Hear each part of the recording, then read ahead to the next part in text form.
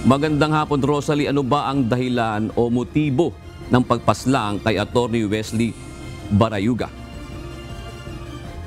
June, batay sa testimonya ng bagong testigo sa House Quadruple Committee o Quadcom na si Lieutenant Colonel Santi Mendoza, inuutos ang pagpaslang kay Philippine Charity Sweepstakes Office o PCSO Board Secretary Attorney Wesley Barayuga dahil sa pinaghihinalaang sangkot ito sa operasyon ng iligal na droga. Pero naniniwala ang mga kongresista na iniutos ang pagpaslang sa dating PCSO Board Secretary dahil naghahanda ito sa pagtestigo laban sa nooy dating PCSO General Manager na si Royina Garma, kaugnay ng mga katiwalian at irregularidad sa ahensya kabilang na ang operasyon sa Small Town Lottery o STL. Kasalukuyang nakatalaga si Mendoza sa PNP Drug Enforcement Group Headquarters. Itinuro nito si National Police Commission Commissioner Edilberto Leonardo na umano'y humingi ng tulong sa kanya noong 2019 upang ipapatay si Attorney Wesley Barayuga. Isang abogado at kabilang sa Philippine Military Class of 1983 si Barayuga na noon ay PCSO Board Secretary. Pinaslang ito sa Mandaluyong City noong July 30, 2020 ng isang nakamotorsiklong lalaki. Ang utos umano na patayin si Barayuga ay nanggaling kay Garma na dating General Manager ng PCSO sa ilalim ng Duterte administration mula 2019 hanggang 2022. Si Mendoza ang kumausap naman umano kay Nelson Mariano na naghanap naman ng hitman na papaslang kay Barayuga. Parehong bagong testigo sa Quadcom sina Mendoza at Mariano. Tinuring ko silang mga upper class tapos ang taas ng tingin ko sa kanila, binigyan ako ng trabaho na sakit sa dibdib eh. Binigyan po ako ng trabaho ng mga upper class ko na ikakasira ng buhay ko. Sino yung inosenteng tao na pinatay mo? Pinatay nyo? Si Sir Wesley Barayuga po. Sino ba yung mga taong tinutukoy mo? Sila Sir Leonardo na nag-utos sa amin. Aside from Colonel Leonardo? At si Ma'am Garma po. Colonel Garma, who else? Wala na po. Ang akusasyong ito ay kapwa naman pinabulaanan ni Garma at Leonardo. Hindi ko po gagawin yun. Okay, Lalong-lalo na dun sa Class 83 po yung Class 83 ng PMA, correct? Dito. Napakadelikado po nun. Kaya ko pong umarap sa lahat ng Class 83 na ako wala po akong kinalalaman dyan sa nangyari na yan. Alright. Same with you, Colonel Garma, di ba?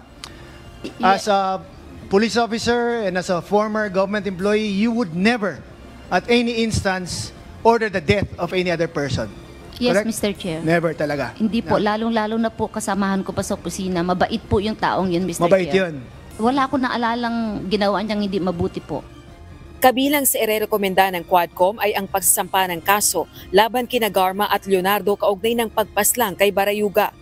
At the time that General Barayuga was killed, there was an ongoing investigation by NBI regarding the corruption in PCSO. Bago po siya napatay, itong si General Barayuga, according to NBI officer in charge Eric Distor, General Barayuga was prepared with all the documents, and in fact, he was prepared to testify against the corruption and illegal practices in PCSO. Yun po ang motive bakit po pinatay si General Barayuga. The motive of the killing of General Barayuga was to stop General Barayuga from testifying against Colonel Garma. Samantala, nasilip din sa pagdinig ang pagtatalaga ni Garma sa 7 kamag-anak nito sa PCSO nang ito pa ang general manager ng ahensya. Kabilang narito ang anak ni Garma na may learning disability. You appointed your daughter who is sick as a confidential agent. And do you know the meaning of a confidential agent? Yes, Why did you Mr. appoint Chair. your daughter if she's sick? Mr. Chair, during that time, ang diagnosis lang po sa kanya is dyslexia. Yeah, you told us. That is actually, And what's the reason why you appointed hindi her? naman po ibig sabihin mentally, ano po ang dyslexia. Lumabas lang po yung bipolar niya after I left PCSO. Natukoy na may itinalaga rin si Garma ng mga pinsan at in-laws nito sa PCSO. GM Garma, don't you think it's quite unethical for a general manager to put all mga cousins, daughter, in-laws Mr. as Chair, part of your circle in the PCSO? Mr. Chair, the positions that were given to them, ang requirement lang po is trust and confidence, Mr. Chair. Just like Okay. anybody in appointed, Mr. Chair. Bukod dito, kasamang nasilip ng House Quadcom ang umano'y paglobo ng ari-arian ni Garma, pagbuo nito ng STL Foundation at STL Party List. June, irerekomenda naman ng Quadruple Committee o Quadcom na mapa sa ilalim sa Witness Protection Program ng Department of Justice sina Mendoza at Mariano.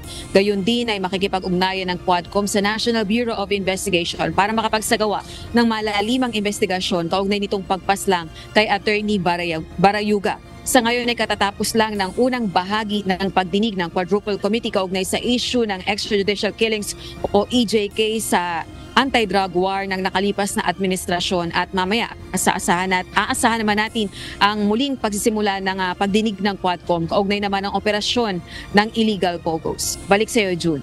Oo, Rosalie, nabanggit mo yung isang party list na nabanggit din kanina at sinagot ba ni dating GM Garma na merong donation yung PCSO doon sa party list na yon na ginamit sa pamamahagi naman ng ayuda? O yun nga ang isa sa mga question dito sa pagdinig, June, may inamin naman ni Garma na may binuo siyang party list na STL party list, ganun din ang STL Foundation at meron ngang 2 milyong piso na donasyon mula sa PCSO na ipinadaan dito sa party list na ito at sa foundation na ito at ipinagkaloob sa Mandawi City typhoon victims kung hindi tayo nagkakamali.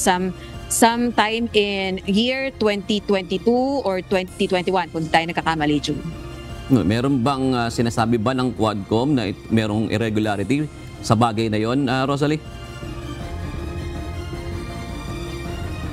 O June, yun yung sinisilip sa mga pagdinig ng Quadcom kanina, particularly si Representative Fernandez na isa sa mga chairperson ng Quadruple Committee. Nais nilang malaman kung kasi yung sa STL Party List at saka sa STL Foundation, ilan sa mga nominee dyan ay mga kamag-anak at malapit kay Garma. Kaya tinitingnan nila kung meron nga bang katiwalian o irregularidad dito sa party list na ito at sa foundation na ito. Lalo na at ibinuo ito ng General Manager pa ng PCSO, si Royina Garma. Hanggang kailan pa yung pagdinig na yan hinggil diyan sa issue na yan, Rosalie? Alam mo, June, nito lang nung nakalipas na Wednesday, recess nga. Ngayon, actually, ngayong araw na ito, recess na ng House of Representatives 19th Congress. Pero sabi ng mga mambabatas, partikular na ng mga chairperson ng House Quadruple Committee, magpapatuloy pa rin yung pagdinig ng Quadcom kaugnay ng illegal POGOs, ng EJKs, ng illegal drug trade at inaasahan natin na ang pang-8 public hearing ng Quadcom ay pagkatapos na ng filing ng Certificate of Candidacy o COC from October 1 to 8. So after ng October 1 to 8 filing ng Certificate of Candidacy, susunod na pagtinig nitong Quadcom.